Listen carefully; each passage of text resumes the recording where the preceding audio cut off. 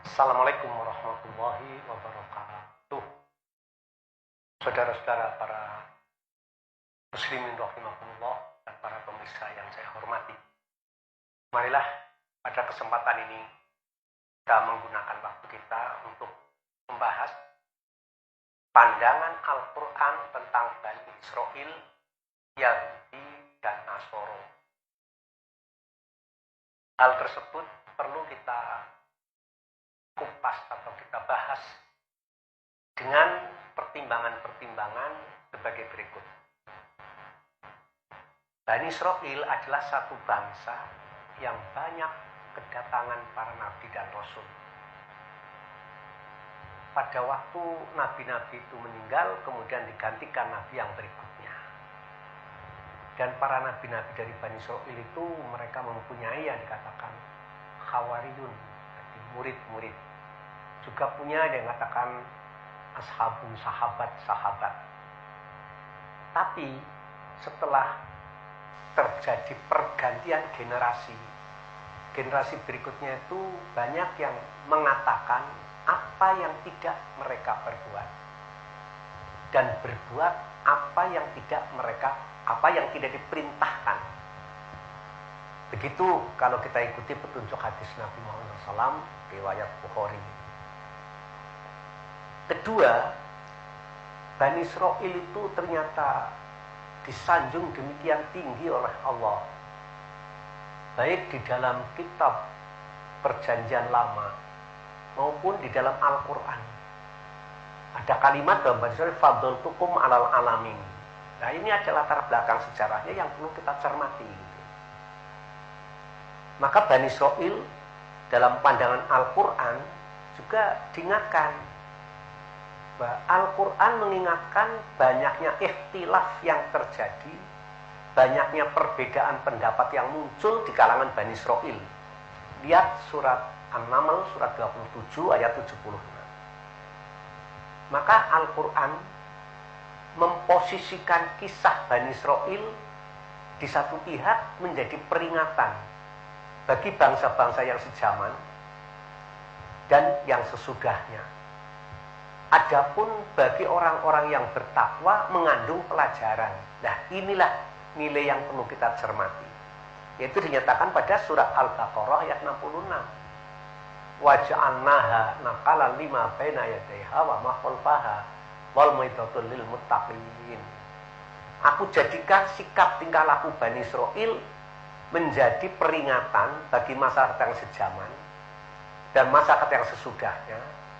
Adapun bagi orang yang bertakwa mengandung pelajaran. Nah, di sini pelajaran apa yang supaya dikaji oleh kita ini? Jadi kisah Bani Israil itu jangan dianggap itu Israiliyat. Ya memang namanya Israiliyat karena Israel. Tapi Quran menempatkan di sana ada nilai yang harus kita perhatikan bagi kita. Supaya kita bisa menjaga diri kita. Jangan sampai terkena akibat-akibat seperti yang menimpa Bani Israil. Dikarenakan sikap tingkah laku mereka itu terhadap Tuhannya. Gitu. Oleh karena itu, perlu diketahui nanti siapa ke Bani Israil itu. Di dalam kitab Bible dikatakan, Bani Israil itu nama lain bagi Yakub. Seperti diungkapkan pada surat Yesaya pasal 48 ayat 1. Jadi, Israel adalah nama lain daripada Yakub.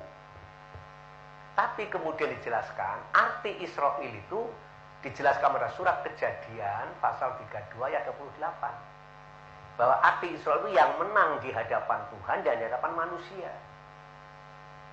Disinilah kita akan melihat nanti istilah Quran itu Bani Israil puluang kabiro gitu. Begitu sombongnya itu. Maka nanti bisa diungkap lebih jauh dalam Bible bahwa Bani Israil menganggap dirinya sebagai anak Tuhan, sebagai kekasih Tuhan dan sebagainya gitu. Tapi dengan ini ada kisah lain dari yang saya katakan di atas bahwa Allah kemudian mengutus Nabi Musa kepada Bani Israil untuk membebaskan mereka dari penindasan Fir'aun.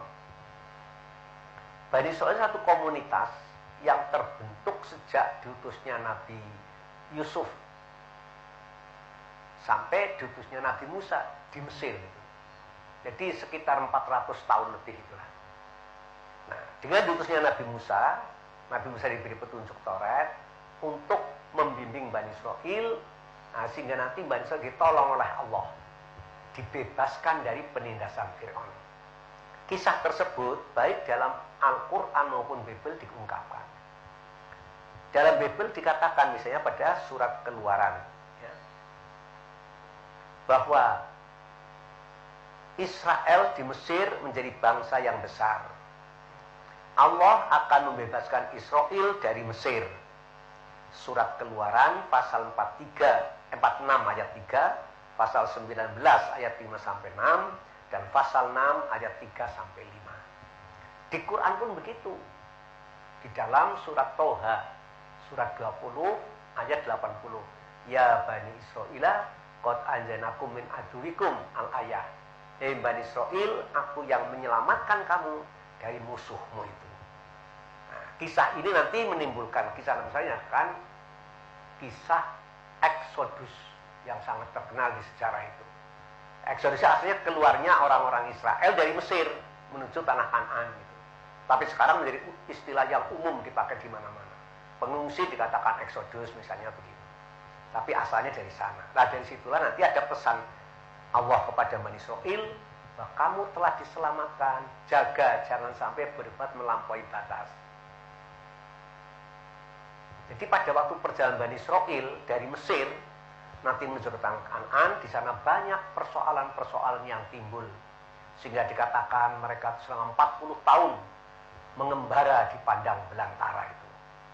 Nah di situ banyak timbul persoalan-persoalan yang tadinya tidak diduga, yaitu bertemunya mereka dengan adat-adat, tradisi-tradisi, paham-paham masyarakat yang dilalui tadi itu.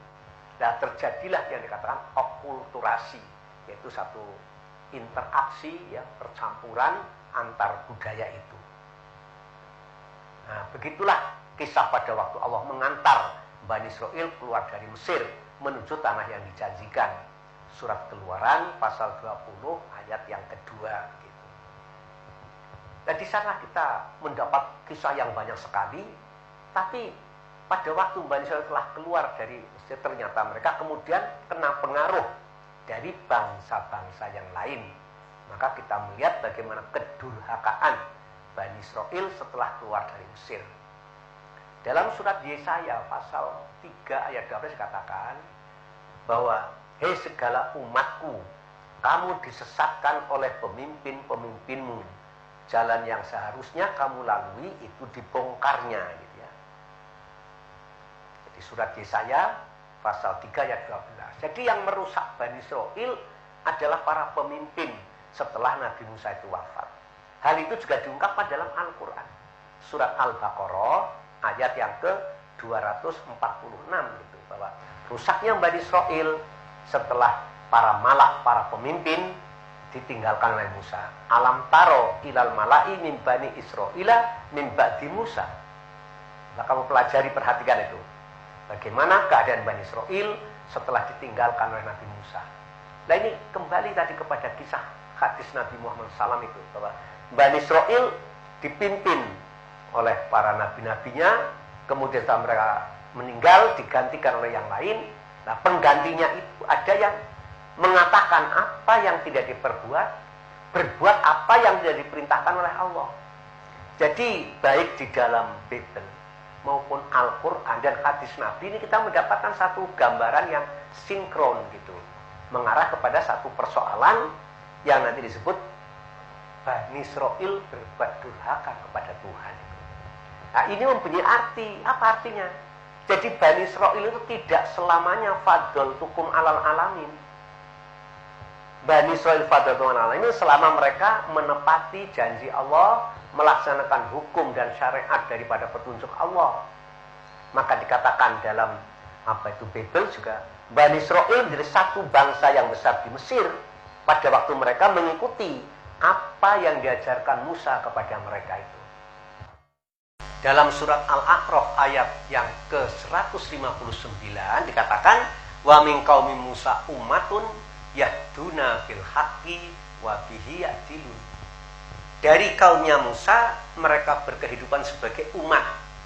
Nah, umat itulah yang bisa melaksanakan petunjuk dan menegakkan keadilan. Bila begitu yang dilakukan, fadaltukum alal alamin. Maka begitulah tadi saya katakan bahwa Bani Israil setelah keluar dari Mesir terpengaruh oleh budaya-budaya lain sampai nanti dikatakan mereka berbuat menyembah kepada dewa-dewa orang-orang Kan'an. Ya. Jadi pada surat Yeremia pasal 1 ayat 16, Israel meninggalkan Allah, menyembah dewa-dewa, ya. Menyembah perbuatannya sendiri. Nanti yang muncul kisah Samiri, mereka mengumpulkan harta untuk membuat patung anak sapi. Patung anak sapi dalam hada ilahukum wa ilahu Musa panasya. Jadi menyembah perbuatan sendiri. Dan kemudian pada surat Yeremia pasal 5 12 sampai 13 31, Bani Israil mendurhaka kepada para nabi-nabinya. Dan Bani Israil pada surat 7 Yeremia ayat 9 dikatakan Israel telah menyembah dewa orang-orang Baal. Dewa Baal dari orang-orang Kan'an. Demikian pada surat Imamat pasal 18 ayat 3 begitu. Akibat itu maka Bani Israil menjadi ditawan oleh orang-orang Babil. Surat Yeremia pasal 20 ayat 4, 27 ayat 20, pasal 28 ayat 2 sampai 4. Ini kisahnya panjang sekali sebenarnya. Bani Israil setelah Nabi Musa mereka keluar dari Mesir menuju tanah Kan'an. Dalam perjalanan itu banyak sekali. Nanti kemudian mereka juga mengalami di bawah pimpinan Nabi Dawud, kemudian Nabi Sulaiman gitu. Nah, setelah Nabi Sulaiman itu wafat pada sekitar tahun 980 sebelum Masehi, kemudian pada tahun 930 sebelum Masehi, Bani Israil yang 12 suku itu pecah menjadi dua. Yaitu yang 10 suku mendirikan kerajaan Israel, yang 2 suku mendirikan kerajaan Yahuda. Kerajaan Israel dengan ibu kotanya Samaria di Yerusalem Utara, kerajaan Yahuda dengan ibu kotanya Yerusalem di Yerusalem Selatan. Kerajaan Israel pada tahun 720 sebelum Masehi dihancurkan oleh Assyria. Tamat riwayatnya kerajaan itu. Kerajaan Yahuda pada tahun 580 sebelum Masehi ditaklukkan oleh Nebukadnezar dari Babilonia. Jadi kisah di dalam Bible maupun Quran itu panjang sekali jangka waktunya gitu ya. Jadi tidak secepat yang kita bayangkan. Bahwa mereka akan ditindas oleh orang-orang Babel gitu. Itu Babilonia. Nah, pada waktu mereka jadi orang-orang tawanan di Babilonia itulah kemudian muncul satu gagasan dari mereka, mengapa kita menjadi hina semacam ini?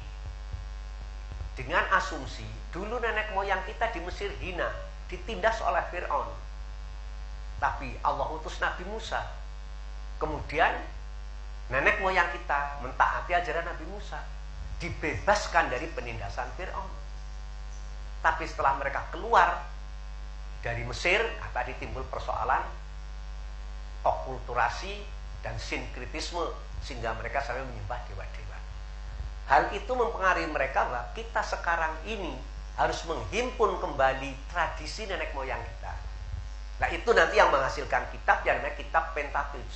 Nah, kitab Pentateuch itu disusun, dihimpun dari satu kesatuan itu pada abad ke-6 sebelum Masehi. Di samping itu, mereka mengharapkan datangnya nabi seperti Musa yang selanjutnya dalam paham Yahudi disebut Mesias. Nah, di sinilah kita harus tahu Yahudi itu ada 3 artinya. Ini yang kurang dicermati oleh kita, ya. Yaitu 1, Yahudi itu sebagai nama keturunan dari anak turun Yahuda, yaitu anaknya Yakub, jadi cucunya Yakub sekarang ini.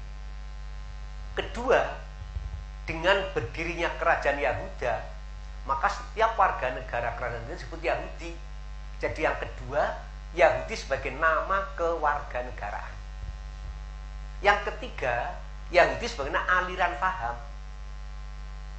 yaitu ini mendasarkan kepada kisah-kisah tradisi yang mereka himpun, kemudian mengharapkan datang dari Musa. Maka Dr. Abba Eban dalam bukunya Sejarah Umat Israel mengatakan bahwa Keyahudian sebagai pandangan hidup muncul pada waktu orang-orang Israel jadi orang tawanan di Babilonia. Jadi itu bisa lihat juga dalam Dictionary of Biblical Antiquities. Di sana juga menyebutkan yang sama. Nah, jadi kita tahu Yahudi ada 3 artinya ini. Nah, sekarang Yahudi yang akan kita bahas ini Yahudi dalam konteks aliran paham. Itu yang dimaksud Yahudi dalam kasus pembahasan ini gitu. Jadi di sini kita perlu melihat maka sejarah Israel dan sejarah Yahudi Nasoro termasuk sejarah Islam harus kita kembalikan kepada alur kenabian. Maka Allah mengajarkan kepada kita pada surat Hud, surat 11 ayat 120 sampai 122 bahwa memahami sejarah kenabian yang benar menjadikan hati manusia itu mantap. Kedua, di sana akan mendapatkan pelajaran. Ketiga, akan mendapatkan peringatan. Keempat, akan memiliki keberanian untuk menentukan sikap terhadap perbedaan yang ada. Yang kelima, mereka mempunyai kejujuran melakukan evaluasi terhadap apa yang telah mereka lakukan. Jadi ayatnya mengatakan, wa kullan naqussu 'alaika min amba'i rusul ma nusabbitu bihi fu'adaka wa ja'aka al-haqqu wal mau'izatu wa dzikra lil mu'minin. Wa qul lil ladzina la yu'minun i'malu 'ala ma rafikum inna amil fangtadiru inna muntadirun. Ini nilai-nilai yang harus kita cermati dalam pemahaman sejarah tadi itu. Jadi setelah itu kita melihat nanti perkembangan lebih jauh bahwa munculnya paham Yahudi itu di Babilonia. Nah, kemudian Babilonia pada tahun 535 sebelum Masehi ditaklukkan oleh Persia zaman Raja Sirus. Kemudian orang-orang Yahudi jadi orang tawanan di Babilonia, sebagian dijalan kembali ke Yerusalem. Nah, mereka kembali ke Yerusalem, mulai mengembangkan paham mereka dan mendirikan pusat kegiatan mereka yang dikatakan kanisah itu nanti. Jadi apa itu? Tempat-tempat untuk kegiatan ibadah mereka itu. Paham Yahudi berkembang dengan cepat waktu itu. Tapi ada persoalan lain. Dengan munculnya itu kemudian timbul pengaruh-pengaruh okulturasi tadi itu. Maka bercampur paham Yahudi dan paham yang lain. Sehingga muncul aliran Yahudi yang namanya Saduki. Yaitu suatu aliran yang pokoknya apa dikatakan pendeta ya itulah. Jadi ini nanti kembali kepada surat Al-Taubat surat 9 ayat 31 gitu. Mereka menjadikan ruhban mereka sebagai arbaba min dunillah. Muncul aliran baru mengkonter itu namanya Esen. Esen ini dianggap yang ingin kembali mengamalkan kemurnian ajaran Nabi Musa. Yang dokumen-dokumennya pada tahun 47 ditemukan yang terkenal dengan dokumen Lembah Kamran itu. Itu pengaruh aliran Esen itu. Nah, di tengah-tengah pertengkaran antara Saduki dengan Esen muncul aliran ketiga yang namanya aliran Parisi. Jadi Yahudi kemudian pecah menjadi 3. Yahudi Saduki, Yahudi Esen, Yahudi Parisi. Nah, dalam perkembangan itu sesuai dengan perkembangan agama Yahudi tadi itu muncul dari orang-orang Parisi ini keinginan untuk merdeka, bebas dari kekuasaan Romawi. Timbul peperangan yang dikenal perang Makabe. Itu perang orang Yahudi ingin mendapat kemerdekaan dari Romawi. Tapi orang Yahudi kalah sehingga mengalami diaspora. Akibat itu mereka tidak punya tempat tinggal yang tetap sehingga mengembara ke negara-negara macam-macam ke sana kemari itu. Jadi tidak punya tempat tinggal yang tetap. Ini arti diaspora itu. Nah, diaspora ini berjalan dalam kepanjangan waktu. Ya. Jadi mulai awal abad pertama dihancurkannya orang gerakan Makabe tadi itu sampai baru punya negara Israel tahun 48 sebagai negara boneka dari Inggris. Jadi panjang sekali masalah. Itu ceritanya cukup panjang, tapi itulah sejarah yang bisa kita tangkap dari sini. Nah, dalam pengembaraan itulah mereka banyak bercampur atau terpaksa bercampur dengan paham-paham lain. Maka nanti muncul okulturasi, muncul sinkretisme macam-macam itu. Tapi ini nanti akan berujung kepada terbentuknya Eropa. Gitu. Jadi mereka nanti menghimpun ke Eropa sana itu, yang nanti memunculkan tadi lahirnya Nasrani dan sebagainya. Hal itu diungkapkan dengan cukup menarik. Satu, oleh Profesor Dr. Sekhrun OFM dalam bukunya Sejarah Dogma Kristologi. Kedua, dalam bukunya Adolf Deisman, Paul, Sejarah dan Latar Belakang Hidupnya. Kedua buku ini mengungkap yang sama, dengan pengaruh Yunani masuk di kalangan Yahudi, terjadi sinkretisme, nanti lahir paham yang dikatakan Nasrani. Jadi lahirnya paham Nasrani itu dari Yahudi aliran Farisi.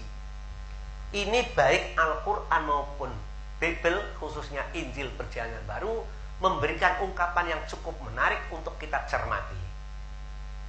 Di dalam kisah Rasul-Rasul Injil Perjanjian Baru, pasal 11 ayat 25-26, bahwa paham Nasrani atau madhab Nasrani adalah satu aliran paham dari kalangan Yahudi, aliran Farisi, yang dipimpin oleh Saul atau Paulus di Antioquia. Jadi muncul pertama paham Nasrani itu di Antioquia, bukan di Yerusalem. Kedua, Paulus itulah tokoh pendiri madhab Nasrani. Kisah Rasul-Rasul pasal 24 ayat yang kelima. Nah, itu Paulus dengan Barnabas.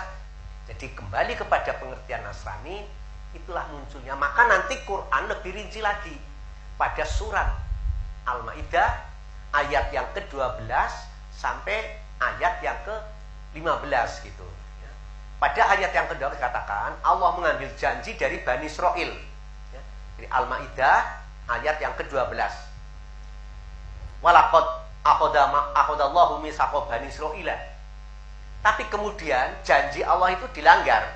Pada ayat 13 dikatakan fabima naqdihi mitsaqohum. Mereka melanggar janji. Nah, akibat melanggar janji, la'annahum, mereka dilaknat. Wa ja'alna qulubahum qasiyatan, hatinya keras. Yukharifunal kalima, merubah pengertian-pengertian dari kedudukan yang semestinya. Nasu hadum liman dzukirubihi, mengabaikan peringatan yang diberikan pada mereka. Nah, orang-orang Bani Israil yang kerjanya merubah kalimat, pada surat An-Nisa ayat 46 dikatakan minal ladina hadu yuharifunal kalima amma wadihi. Jadi yang merubah pengertian itu kerjanya orang Yahudi. Oleh karena itu Bani Israil yang melanggar janji itulah Yahudi jadinya. Nah, dari Yahudi ini pada ayat 14 Al-Maidah katakan wa minal ladina qalu. Wa minal ladina ini kembalinya kepada fabima naqdihim. Jadi dari Bani Israil yang melanggar janji atau dari Yahudi qalu, ada yang mengajarkan Inna Nasoro, kami adalah kaum Nasoro. Jadi baik sejarah maupun Al-Quran memberikan satu peringatan yang menarik untuk kita cermati. Dari Bani Israil yang melanggar janji sehingga mereka dilaknat, jadi tidak fadlatukum alam alamin, muncul paham Yahudi. Dari paham Yahudi muncul paham Nasoro. Nah, itu yang diingatkan oleh Allah nanti pada surat Al-Isra ayat yang ke-4 sampai 7 gitu. Jadi sejarah ini cukup menarik untuk diperhatikan. Maka kembali kepada ini dikatakan wa qadayna ila bani Israila fil kitab. Allah menetapkan dalam kitab tentang Bani Israil. Ya, apa katanya? Latufsidunna fil ardi maroten. Benar-benar akan berbuat 2 kali kerusakan di muka bumi ini. Jadi dari Bani Israil akan muncul 2 kerusakan di muka bumi ini. Nah, kerusakan pertama, wa idza jaa wa'dul ulahuma, itu ba'asna alaikum ibadan lana ulibasin syadid wa ja'su khilal diyar. Pada waktu itu Allah mengutus hambaku yang gagah perkasa, yang memporak-porandakan negeri itu. Dalam sejarah ibadah lana ini adalah Nebukadnezar. Lihat tafsir Ibnu Abbas.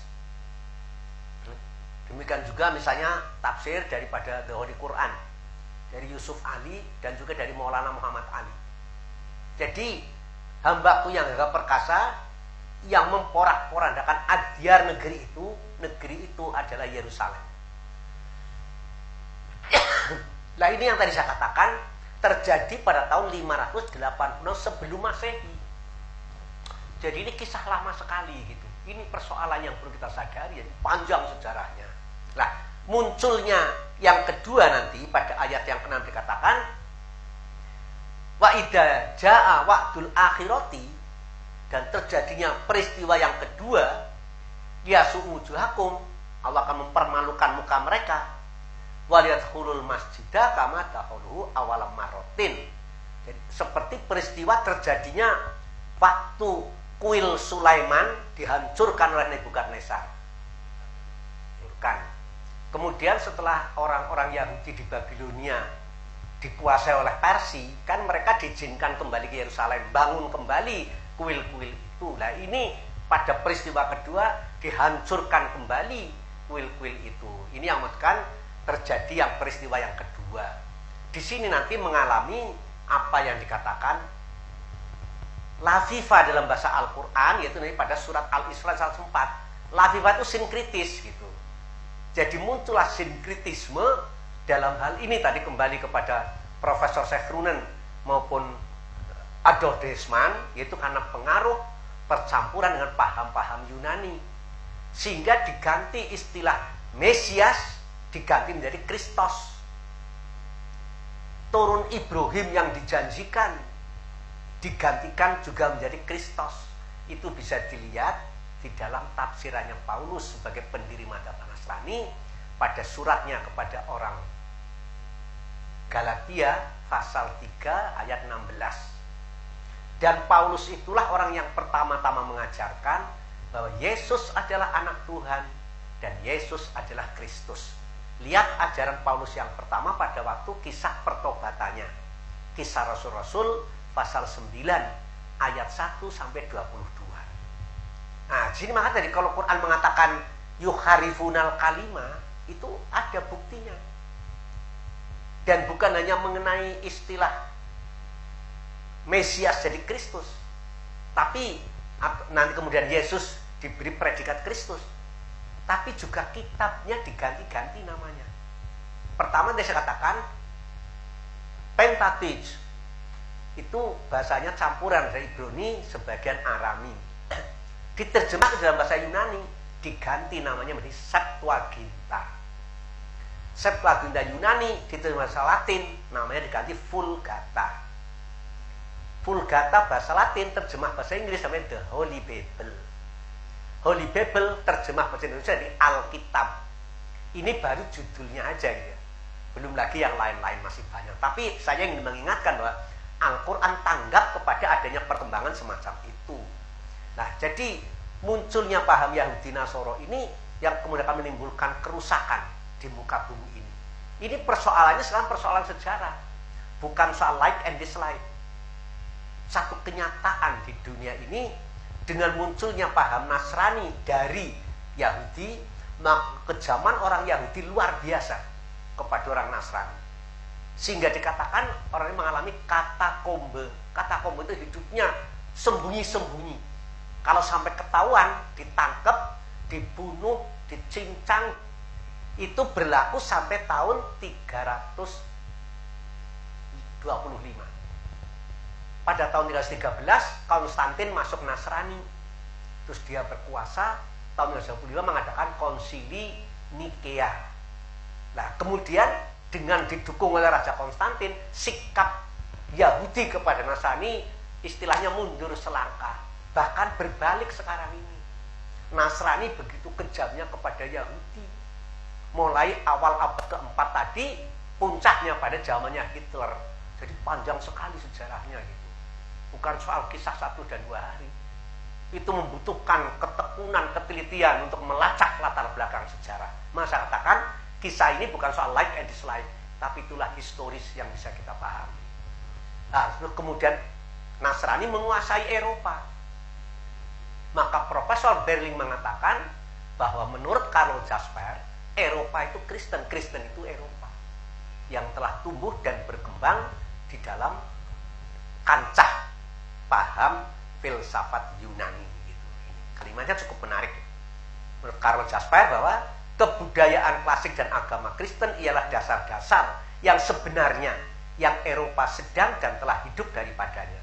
Akan tetapi kebudayaan dan agama itu tidak dapat dipertahankan lagi dalam corak-coraknya yang ada padanya hingga sampai sekarang ini. Corak-corak itu harus diubah agar dapat diterima kembali. Ini nanti juga panjang cerita ini gitu. Jadi Eropa dikuasai begitu. Kemudian kita melihat perkembangan Kristen di Eropa sampai tahun 1050. Kalau saya bicara 1050 Masehi, itu berarti telah melewati awal abad ke-7, yaitu diutusnya Muhammad SAW. Ini ada masalah juga di sana yang harus diketahui. Dan saya punya pengalaman yang menarik, yaitu ketemu dengan Insinyur Tafif Sulaiman, seorang pendeta.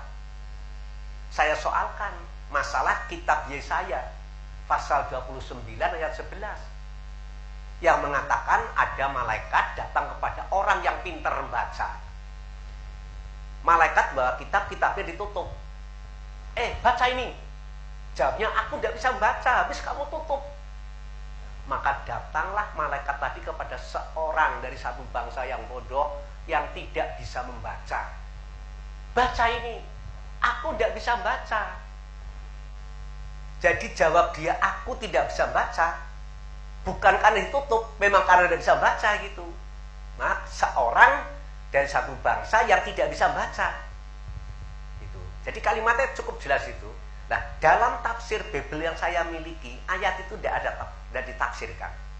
Sampai tafsir Bible tahun 2005 juga tidak ada gitu. Nah, ini sebenarnya persoalan kaitannya dengan surat Al-A'raf ayat 157 dan 158 gitu. Di sana diingatkan pada kita bahwa orang supaya mengikuti seorang rasul nabi yang umi gitu ya, yang namanya tersebut maktuban di dalam Taurat dan Injil. Nah, jadi yang disebut itu seorang rasul nabi yang umi, bukan Muhammad yang disebutkan ya. Ayatnya mengatakan begitu. Nah, itulah kisah ini kita bisa melihat pada peristiwa Rasul mendapat wahyu yang pertama, Iqra bismi rabbikal ladzi khalaq al-ayah. Jawabnya, ma'ana biqori'in, aku tidak bisa membaca gitu. Jadi surat Yesaya pasal 29 ayat 11, kaitannya surat Al-A'raf ayat 157 sampai 150. Ini perlu diperhatikan dalam konteks sejarah ini gitu. Nah, begitulah. Jadi Al-Qur'an tanggap dengan perkembangan-perkembangan secara semacam itu, sehingga kita nanti akan melihat alur ya, dari saya katakan dengan munculnya Muhammad sampai abad ke-10 kita melihat perkembangan dunia demikian hebatnya karena pengaruh Islam. Ini sejarah semua mencatat. Tapi kita melihat tadi pada tahun 1050 gereja Katolik atau gereja Kristen mengalami perpecahan. Itu munculnya yang dikatakan aliran Katolik dan aliran Yunani atau Ortodoks nanti gitu. Nah, ini dari segi sosiologi dan psikologi bisa kita lihat. Di satu pihak gereja sudah begitu merasa kuasa di Eropa gitu. Kristen sudah kuasa sehingga muncul semboyan Corpus Christianum. Raja-raja Quius Egio Elius et Religio. Dunia sama dengan Kristen. Rakyat harus manut agama yang sang raja. Gereja bikin istilah extra ecclesiam nulla salus. Di luar gereja tidak ada keselamatan. Tapi tadi muncul pengaruh Islam yang luar biasa. Di satu pihak, di lain pihak mereka pecah. Maka peristiwanya cukup menarik. Tahun 1050 gereja itu pecah. Tahun 1096 Paus Urbanus kedua menyatakan perang salib melawan Islam. Jadi ada soal-soal yang cukup menarik untuk dicermati dalam sejarah ini. Nah, perang salib itu menurut sejarah gereja itu kalah dari segi politik karena tidak bisa merebut kembali Yerusalem. Tetapi dari sisi lain mereka khawatir karena pasukan-pasukan salib setelah pulang mereka sangat tertarik dengan tradisi Islam. Itulah sebabnya perang salib dari tahun 1096 sampai 1293, ini selama 200 tahun kira-kira begitu ya. Perangnya 7 kali, tapi tadi gereja mengalami kekalahan dalam bidang politik dan budaya. Maka kemudian dimunculkan yang namanya gerakan imperialisme. Itu gerakannya orang Eropa itu. Imperialisme artinya untuk menguasai daerah-daerah baru. Tapi ternyata timbul persoalan di kalangan mereka yang dikatakan timbul peperangan, timbul perebutan daerah antara Spanyol dengan Portugis yang sama-sama orang-orang Katolik. Maka Paus Alexander ke-6 membuat bulla Inter Caetera Divinae. Dunia dibelah menjadi dua, sehingga ada istilah Barat dan Timur dalam percaturan dunia politik. Tahun 1960 istilah Barat dan Timur diganti dengan istilah baru namanya negara maju, negara berkembang. Pada tahun 80 diganti lagi namanya Dialog Utara dan Selatan. Jadi bukan soal kecil persoalan sejarah ini, harus kita sadari itu. Jadi Quran cukup jeli mengingatkan kepada kita itu. Nah, maka istilah Barat dan Timur itu dihitung dari Afrika ujung selatan, ditarik garis imajiner ke kutub utara, kutub selatan, sebelah timur namanya timur, barat namanya barat. Maksudnya untuk memisah antara Portugis dengan Spanyol jangan berperang. Tapi ternyata masih ada satu krusial, yaitu Kepulauan Maluku. Kepulauan Maluku masih dikuasai oleh Spanyol. Maka diadakan perjanjian Saragossa. Spanyol supaya menjual Kepulauan Maluku kepada Portugis. Jadi Kepulauan Maluku dijual oleh Spanyol kepada Portugis dengan harga 350.000 cruzados. Kisah diungkapkan oleh Lembaga Ilmu Pengetahuan Indonesia dalam bukunya Motif-Motif Ekspansi Nederland. Dan pengarang buku itu juga bukan seorang muslim. Nah, ini menarik karena apa? Ini nanti akan menimbulkan istilah yang namanya kristenisasi nanti gitu. Sehingga bukan soal mengada-ada gitu. Memang ada usaha itu. Tapi kita perlu tahu latar belakang sejarah ini sehingga kita tidak terkecoh nanti gitu. Nah, maka kembali kepada dengan dibelah dua dunia istilah barat dan timur tadi itu oleh Paus Alexander ke-6. Terus sekarang jadi rame dalam percaturan politik sampai hari ini istilah barat dan timur itu yang nanti melebar masuk kepada persoalan budaya, persoalan macam-macam itu. Nah, tapi ada persoalan lain nanti kita lihat setelah dikembangkan imperialisme dengan akibat tadi itu, kemudian pada abad ke-16 dunia Inggris khususnya mendapatkan penemuan namanya mesin uap sehingga bisa bikin kapal laut dengan mesin uap. Maka mereka mulai menguasai lautan. Di sanalah perkembangan umat Islam mulai tergeser oleh kemampuan Inggris dalam lautan tadi itu. Kemudian dalam bidang perdagangan, maka nanti muncul kolonialisme dan semua kolonialis diawali dari perdagangan. Dari perdagangan kemudian kolonialisme. Kalau Indonesia dari VOC, lalu ada Belanda kolonialis gitu. Ini sejarahnya cukup menarik untuk kita cermati tadi. Jadi kalau Quran mengatakan ada hal-hal kerusakan dunia yang timbul dari itu, bisa kita cermati dari segi sejarah. Nah, tapi ada soal lain lagi. Pada abad ke-16, Gereja Katolik mengalami persoalan baru, yaitu munculnya reformasi yang ditopang oleh Luther, Calvin, dan Zwingli.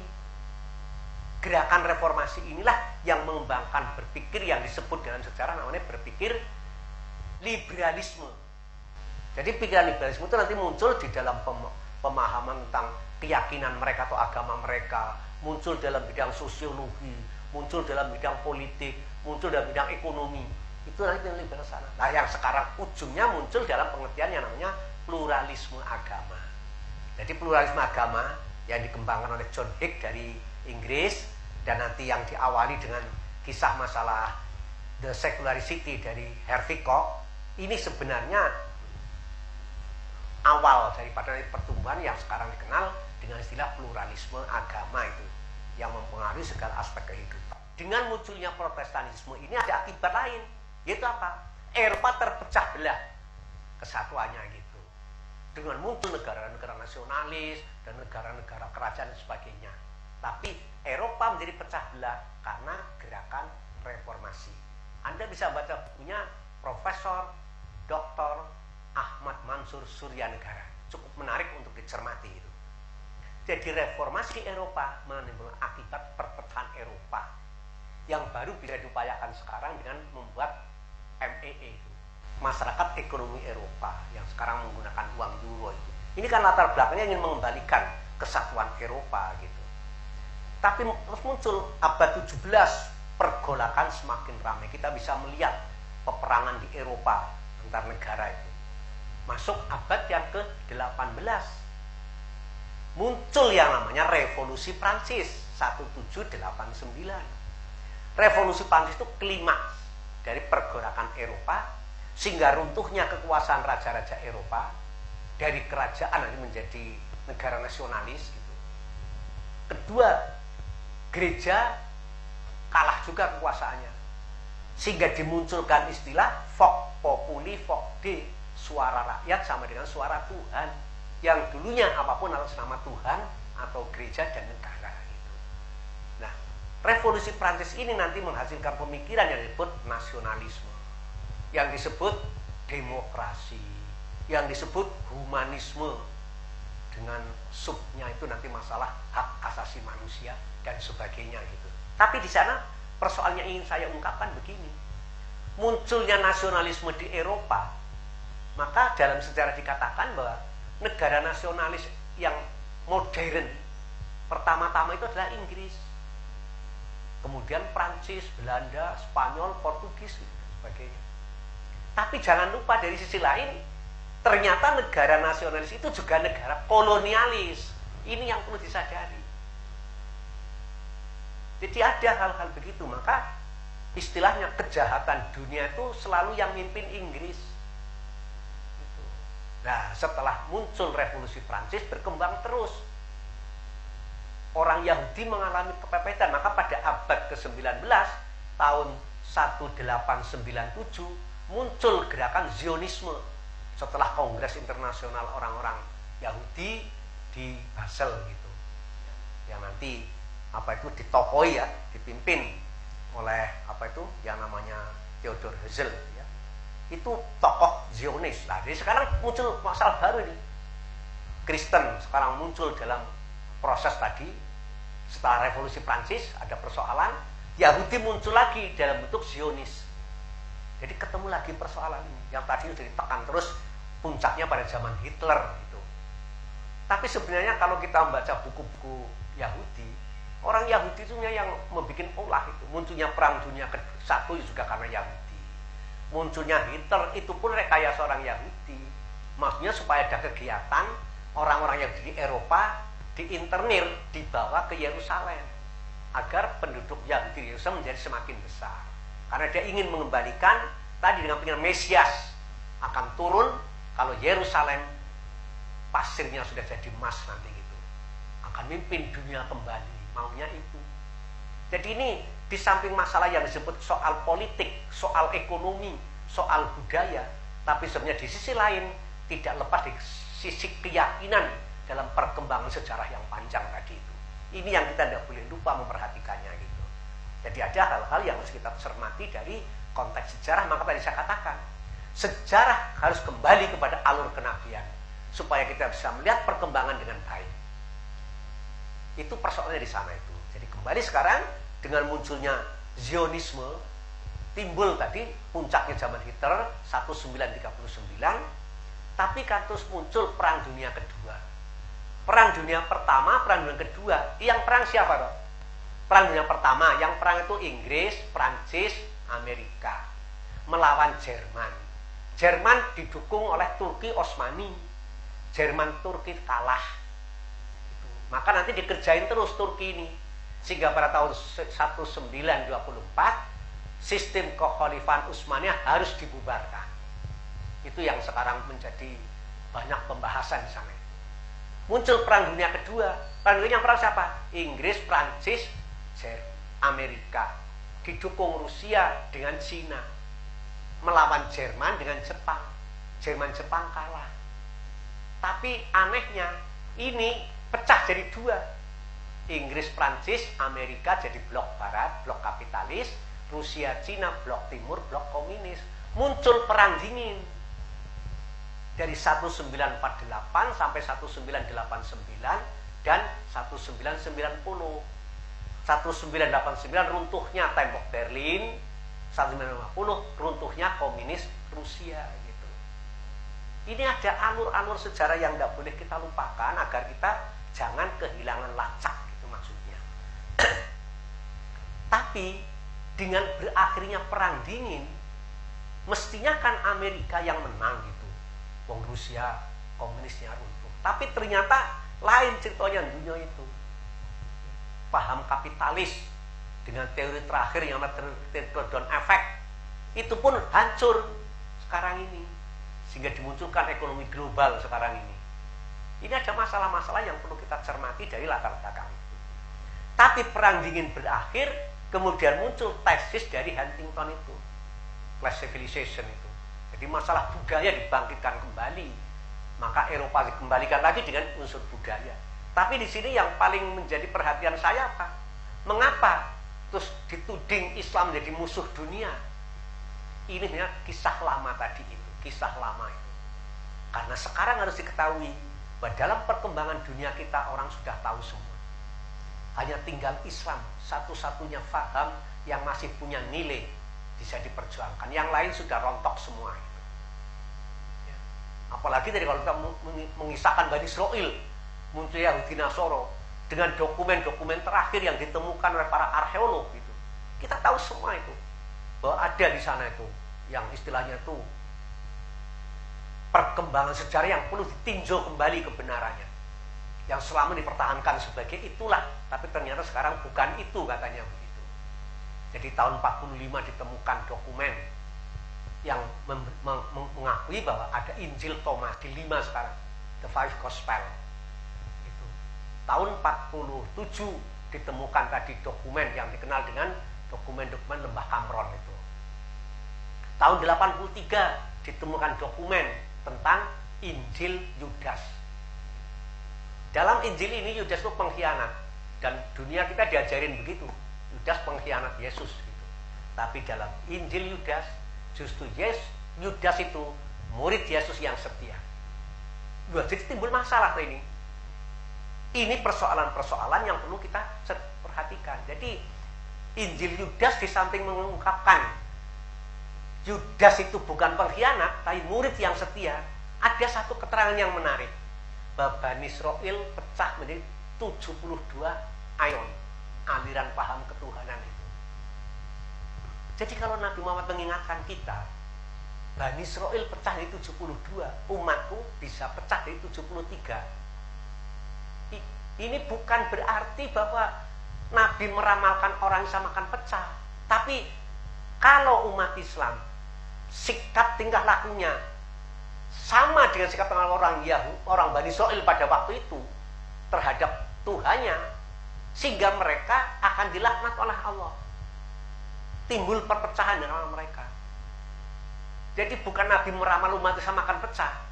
Bila umat Islam meniru tingkah lakunya Bani Israil, jadi pecah. Maka tadi sudah saya katakan, Al-Baqarah 66. Sikap tingkah laku Bani Israil jadi peringatan bagi masyarakat yang sejaman, masa sudahnya. Bagi orang bertakwa mengandung pelajaran. Ini nilai ini yang harus kita cermati. Jadi ada hal-hal yang menyangkut sejarah yang cukup panjang untuk kita cermati bersama gitu. Jadi itu kedudukan yang sangat strategis menurut saya, memahami bagaimana Bani Israil, Yahudi dan Nasoro menurut pandangan Al-Quran dan hadis Nabi. Ini yang sekarang perlu kita gali untuk kita sumbangkan kepada dunia, biar dunia tahu sejarah itu dan harus kembali kepada sejarah kenabian. Dari sanalah insya Allah. Maka nanti muncul sekarang persoalan sejarah yang namanya masalah Ibrahim, sehingga muncul aliran Ibrahimnya sekarang ini. Di kalangan gereja Advent sudah muncul aliran bahwa yang benar adalah ajaran Ibrahim. Nah, jadi jangan disamakan milah Ibrahim. Ini yang masih cukup panjang persoalannya, harus kita cermati. Jadi istilah milah Ibrahim yang diperintahkan Allah untuk diikuti oleh Muhammad itu bukan soal kecil, bukan sekedar soal demikian, tapi mempunyai latar belakang sejarah yang panjang yang harus kita cermati dalam konteks sejarah kenabian. Ini yang perlu kita sadari. Gitu. Nah, gerakan Zionis ini ternyata sebelum sampai tahun 1897 mengadakan kongresnya di Basel tadi itu malah sudah aktif. Maka di sana sebenarnya tetap terpengaruhi oleh pikiran janji Allah kepada Ibrahim. Surat Kejadian pasal 12 ayat 1 sampai 3. Ibrahim jadi bangsa yang besar, Ibrahim akan diberkati, dari turun Ibrahim bangsa-bangsa akan diberkati. Ini sama dengan surat Al-Baqarah 124 sampai 151. Tapi sayang sekali umat Islam kurang cermat memahami ini. Sebenarnya masalah janji tadi itu yang tadi saya katakan, Paulus menafsirkan turun Ibrahim itu Kristus dalam suratnya kepada orang Galatia pasal 3 ayat 16 itu. Nah, Kristusnya datang, ditunggu-tunggu kedatangannya ke dunia ini. Kristus akan turun, dunia akan damai, kan pikiran yang muncul. Maka nanti dalam Injil Matius pasal 28 ayat 18-19 katakan Yesus telah diberi kuasa oleh Bapa di surga dan di dunia. Dia perintahkan muridnya untuk menjadikan semua bangsa muridku. Setelah mengalami korban, Yesus sekarang duduk di sebelah kanan Tuhan selama-lamanya, menantikan musuhnya untuk dijadikan alas kakinya. Surat Ibrani pasal 10 ayat 11 dan 12 gitu. Jadi pengertian janji Allah pada Ibrahim ini membawa pengaruh-pengaruh yang sangat jauh, baik dalam bidang politik, bidang pemahaman agama, dan lain-lain itu nanti.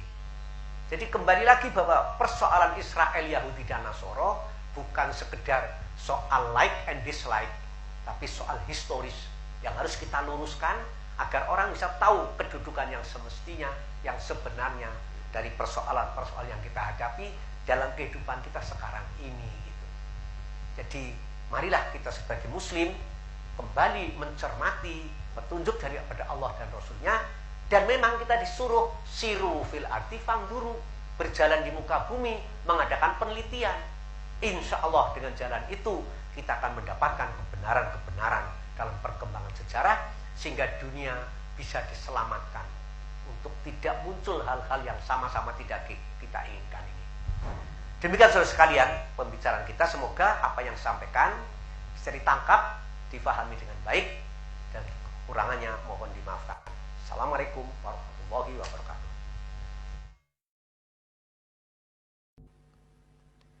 يا أهل الكتاب لم تحاجون في إبراهيم وما أنزلت التوراة والإنجيل إلا من بعده أفلا تعقلون. Hai ahli kitab, mengapa kamu berbantah-bantahan tentang hal Ibrahim? Padahal Taurat dan Injil tidak diturunkan melainkan sesudah Ibrahim.